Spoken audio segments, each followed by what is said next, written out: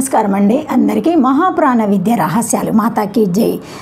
భగవంతుని గుళ్ళల్లో కానీ ఆశ్రమంలో కానీ దైవ కార్యాలలో కానీ అన్నదానంకే కానీ మీరు విరివిగా ధన సహాయము దాన ధర్మాలు చేయాలి. ఎందుకంటే అక్కడ మీరు ఒకటి ఇస్తే భగవంతుడు మీకు 100 ఇస్తాడు. చాలామందికి ఈ విషయం తెలియదు. మొదట మీరు ఇవ్వడం నేర్చుకోండి, రావడం అదంతా అదే వస్తుంది.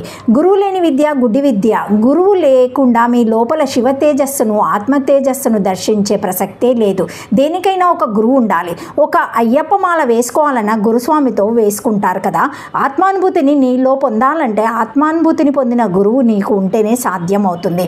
మోక్షం అంటే నీవు చచ్చిన తర్వాత వచ్చేది కాదు, నీవు బ్రతికి ఉన్నప్పుడు పొందితేనే అది మోక్షం. ఆత్మానుభూతి, ఆత్మానందం, ఆత్మ సాక్షాత్కారం, శివ సాక్షాత్కారం పొందితేనే అది మోక్షం. నీకు పుణ్యం కొద్దీ స్వర్గం లాంటి కొన్ని పుణ్యలోకాలు దొరుకుతాయి.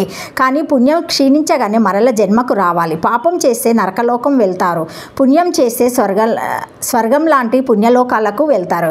ఓం నమః శివాయ. Thank you for watching my video. Please like, share.